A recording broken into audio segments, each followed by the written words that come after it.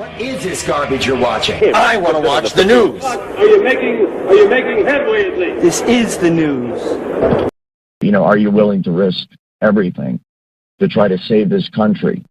And I'm hoping that by me coming forward and doing the best I can and for surviving as long as I can, I will inspire other insiders and give them the courage and the hope they need to make that decision as well and see if we can't start making some progress against this thing. It's important to understand what the 5G is doing and what they say it's doing. We're told on the IEEE beamforming document that this technology cooked your eyes like eggs in World War II. Voice-to-skull, hive mind, behavior manipulation technology. And you all need to understand these are military weapons. These are assault frequencies. The true control grid is this technology. If you garner nothing more than that, that's what you need to know. It's microwave radiation warfare, is what this is.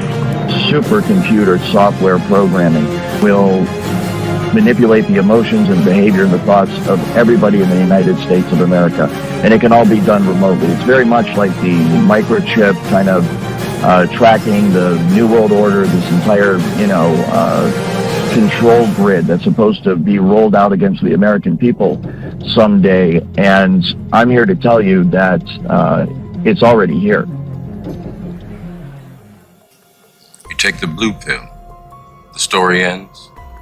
You wake up in your bed and believe whatever you want to believe. You take the red pill, you stay in Wonderland, and I show you how deep the rabbit hole goes. All I'm offering is the truth, nothing more.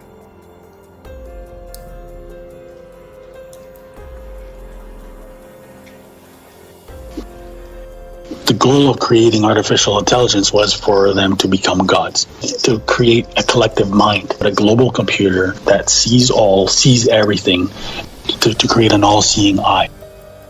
In 2007, the Register reported that the Pentagon was developing a parallel to planet Earth with billions of individual nodes to reflect every man, woman, and child on the planet, blurring the lines between reality and artificial reality.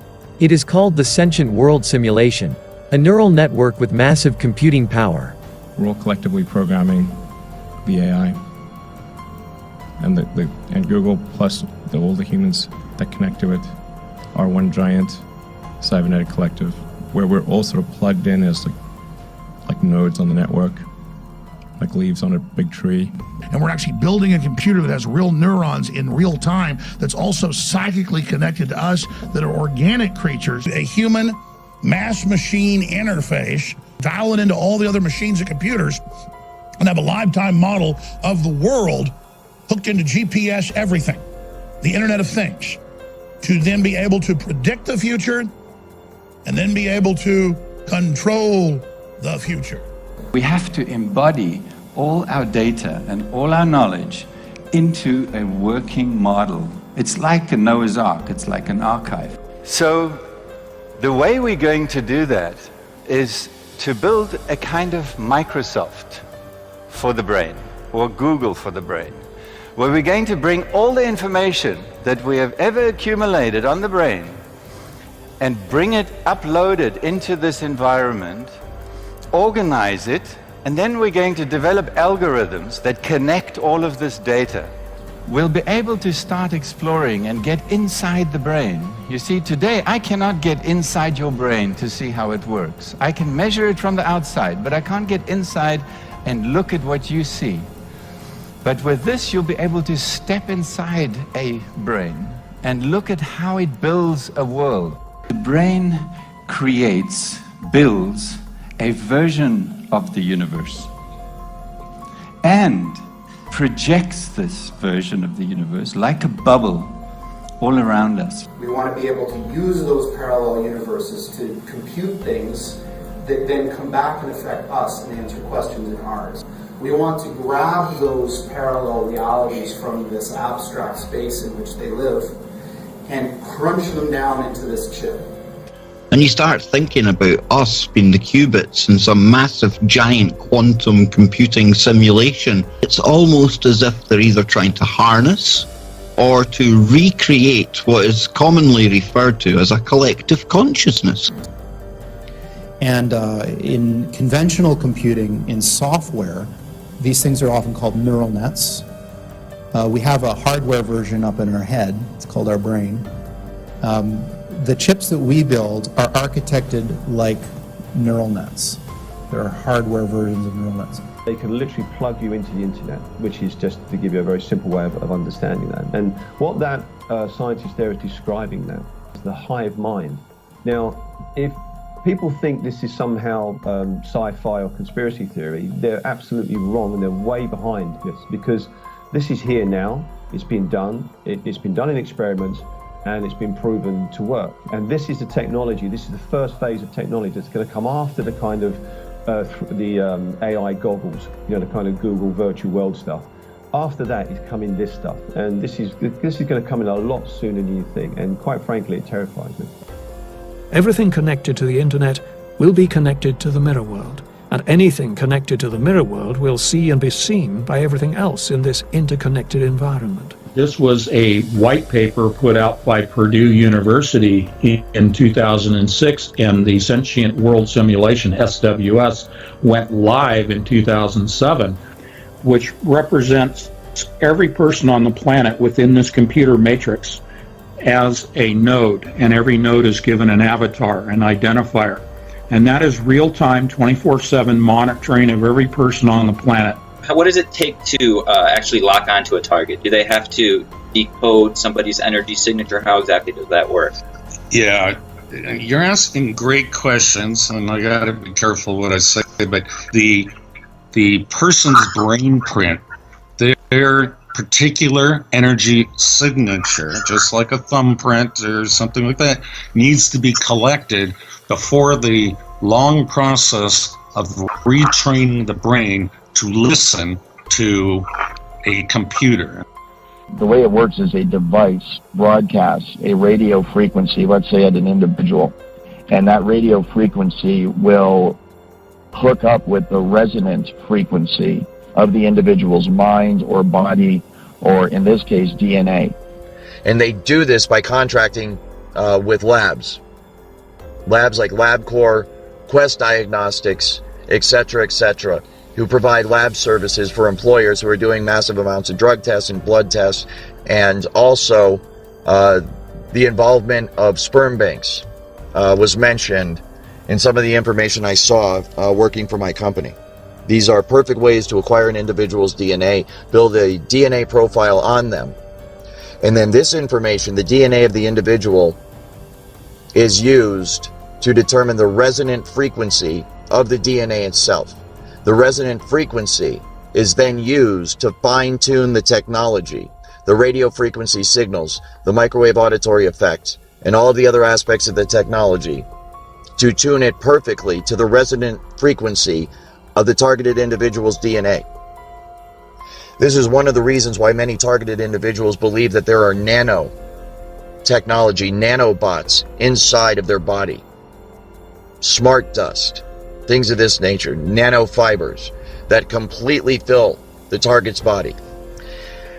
And based on some of the scientific papers that I've seen written on this, this is possible and it is going on.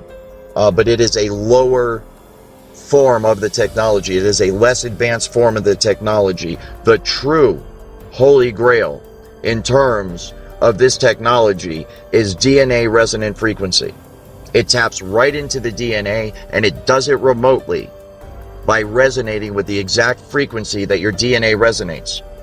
In an internal memo dated December 20, 2019, Pentagon leadership urged military personnel not to take DNA tests, warning that they create security risks and could negatively affect service members' careers.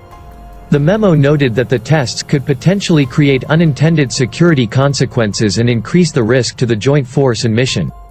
The memo specifically mentioned using the DNA for mass surveillance and for the tracking of individuals without their awareness as a top concern. This memo seems to substantiate whistleblower and former private security industry specialist Brian Coffrin's claims that the resonant frequency of the DNA is used to monitor, track, and control the minds of targeted individuals. What they do is they get your DNA, And then once they've got your DNA sequence, they can then go to a supercomputer and they can biocode directed energy attacks that will only go and bioresonate with your body. So that 3 people can be standing right next to you and nobody's going to feel the harassment except you, because these signals are biocoded to your body's tuning only.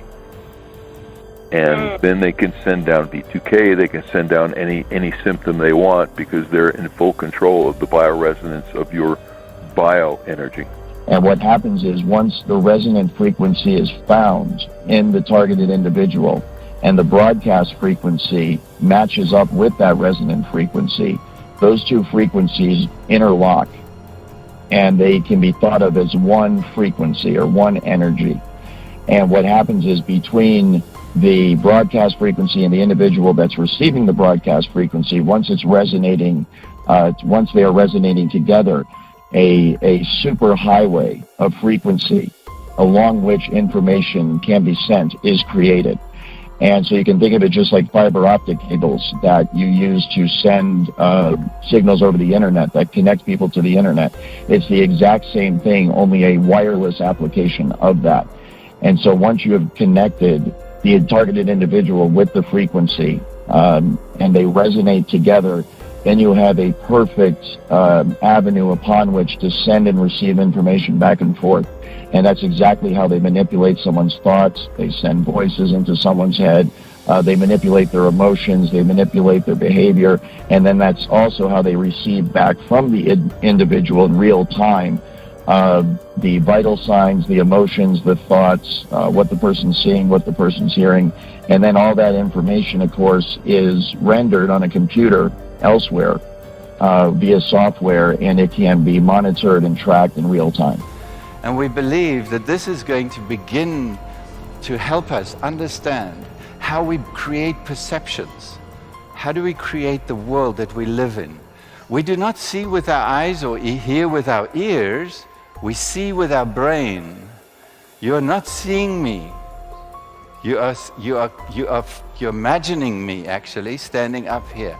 Your brain is an imaginarium, and it is building this perception. And this way, we'll be able to begin to understand it. Because of my responsibilities in surveillance as a otherwise normal security specialist, I was showed this technology at work. And it was through the perspective, of course, of the camera, and what I was told that it was obvious it was being used through the eyes of the targets. So I have seen it, and it is absolutely remarkable. It's just like a first-person, video game or something where you see right through the eyes of the individual. When we look through our eyes, there are photons hitting the outside of our face. They don't actually make it into the part that thinks.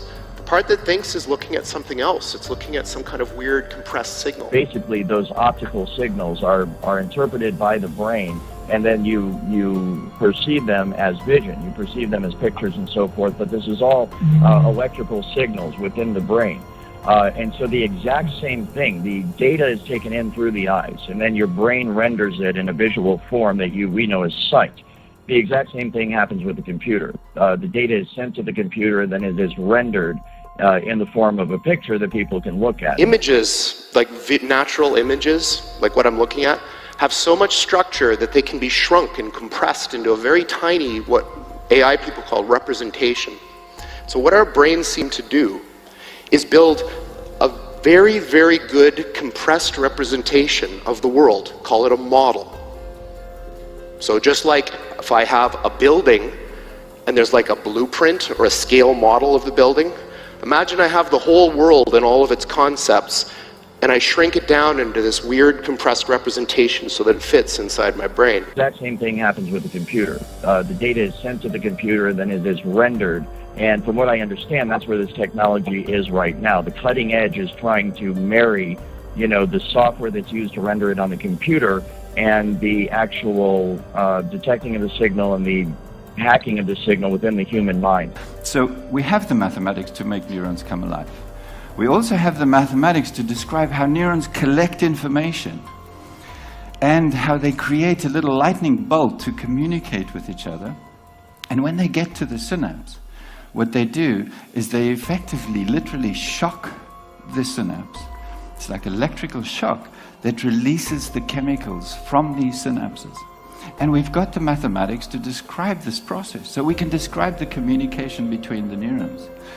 So there literally are only a handful of equations that you need to simulate the activity of the neocortex. So you can think of the neocortex actually as a massive grand piano, million-key grand piano. Each of these neocortical columns would produce a note. You stimulate it, it produces a symphony. But it's not just a symphony of perception. It's a symphony of your universe, your reality. So the way that we can look at that is to ignore the neurons, ignore the synapses, and look just at the raw electrical activity, because that's what it's creating. It's creating electrical patterns. So when we did this, we indeed, for the first time, saw these ghostly-like structures, electrical objects appearing within the neocortical column. And it's these electrical objects that are holding all the information about whatever stimulated it. And then when we zoomed into this, it's like a veritable universe. So the next step is just to take these brain coordinates and to project them into perceptual space. It can literally stop your own thoughts from happening and replace them with other thoughts by sending thoughts to your head. And it's so sophisticated that you cannot tell where these thoughts are coming from. There's no way to discern that they're coming from somewhere other than your own mind. So you can imagine how bad this would be for people that don't even realize this technology exists. And they're having these thoughts, which they think are spontaneous, because being under the influence of this technology now, kind of having been on both sides of it, I am just amazed at the way it works. And I know that the thoughts that they beam into your head originate from the exact same place in your mind that your own natural thoughts originate from. So if I didn't know I was under the influence of this technology, then I would have no idea that anyone was influencing my thoughts at all. And that's exactly what it can be used for. It can be used to sway people in terms of their opinion, to make them go along with a certain agenda. It can be used to turn groups of people or individuals against each other for whatever purpose. The entire point of this social engineering program that has been researched and developed for decades now, the full intent within the program, everything that's planned going forward, the day-to-day attitude of all the people, is that this program is going to be rolled out nationwide, and it will become the norm. Every man, woman, and child in America will be under the influence of this technology. And as you can see going forward, what's going to happen is a dividing line is going to be drawn in America. And it's not going to be Democrat or Republican or black and white, rich, poor, Jew, Gentile, religious differences, whatever it is. It's going to be based on who is on the right and the wrong side of this technology, who is on the right and the wrong side of this program. And so if you are not a part of this program, then there is a very real risk that you are going to become a full-blown 24/7 targeted individual. And this technology at that point, when it is nationwide, will be used by automated supercomputer software programming that will manipulate the emotions and the behavior and the thoughts of everybody in the United States of America. And it can all be done remotely. It's very much like the microchip kind of tracking the New World Order, this entire, control grid that's supposed to be rolled out against the American people someday. And I'm here to tell you that it's already here. There isn't going to come a day where there's troops in the streets and tanks rolling down your neighborhood and riot gear and all this stuff. We might have isolated incidents like that. It might get like that every once in a while, but the true control grid is this technology, voice-to-skull, hive mind, behavior manipulation technology. And it can all be done remotely. It can be done simply by targeting you with the frequency, locking into the resonant frequency of your DNA and your mind, and in that manner completely track and trace and control you.